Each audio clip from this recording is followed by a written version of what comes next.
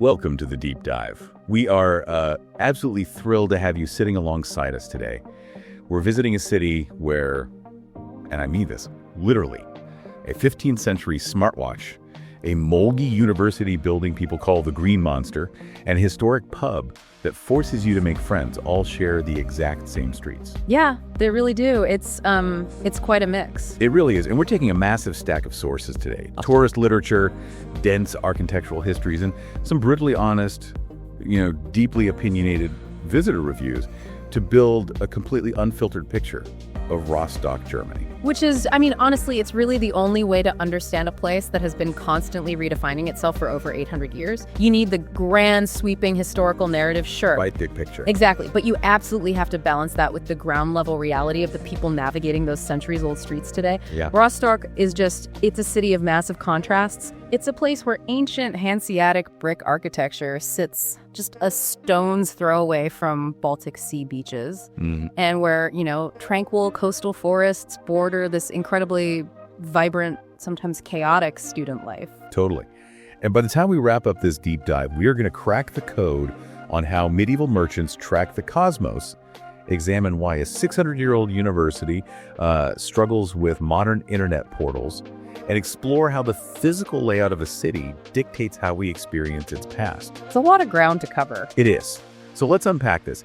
To really understand Rostock, we have to start by looking at how it controls and preserves its ancient past. And our sources, they point us straight towards St. Mary's Church. Oh yeah, such a massive structure. Right. Dating back to 1230, it's this towering example of brick Gothic architecture. But the true marvel is actually hidden inside. Yeah, the astronomical clock, finished in 1472. Wow. And what's fascinating here is that we often view medieval artifacts as primitive, right? Like they're just old and dusty. Yeah, exactly. But this is an absolute masterpiece of engineering. And it still runs on its original mechanical movement. Over 500 years later, the same gears are turning, day in and day out.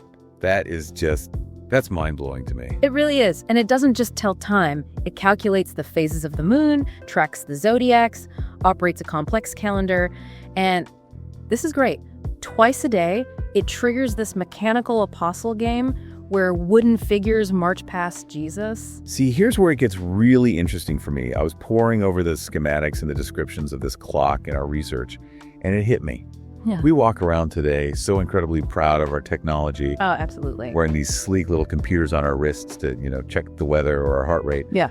But this 1472 astronomical clock was essentially the 15th century equivalent of a smartwatch. Ah, that's a great way to look at it. And the user interface was brilliant. Instead of swiping through digital screens, a merchant would look at these massive, intricately painted concentric dials right on the church wall. It was a dashboard. Literal dashboard for the universe. Exactly. It gave the wealthy citizens all the data they could possibly need to understand their universe. It told them when to plant crops, when the tides were favorable for their ships, and when the religious holidays fell. It was the ultimate status symbol of information. It really was. And if we connect this to the bigger picture, that concept of the status symbol is the driving economic force of Rostock at that time. Right. Because of the Hanseatic League. Precisely. Rostock was a powerhouse within the Hanseatic League, and you can think of the Hanseatic League as the medieval Amazon Prime of the Baltic and North Seas. I love that analogy. It was this massive, incredibly wealthy trade alliance that completely monopolized commerce. And that intense desire to project power wasn't just kept inside the churches. It was weaponized in the city's physical infrastructure. The city gates are the perfect example of this. Yeah, the gates are insane. Look at the Kröpeliner Gate, built around 1280, and it stands a staggering 54 meters high. Which, in the 13th century, a 54-meter tower is basically a skyscraper. Oh, without a doubt. It's pure architectural intimidation. Like, imagine you are a rival merchant or a foreign diplomat approaching Rostock. That gate was specifically designed to make you feel small. Yeah, you're looking way up at this towering mountain of expensive brick. Exactly. And the message is very clear. You are entering a city of immense wealth, and you play by our rules. It was the Hanseatic League fully flexing its commercial dominance. But, cities are living organisms and priorities shift over time. Right, they don't stay frozen. No, they don't. And the sources highlight this wonderful historical irony with another structure, the Cow Gate, or Kutor. It dates back to 1262, which actually makes it the oldest surviving city gate in Rostock. And the oldest gate tower in all of northern Germany, right? Yep, exactly. And originally, this massive, imposing 4-story early Gothic defensive tower was the grand main entrance to the city from the south. Right.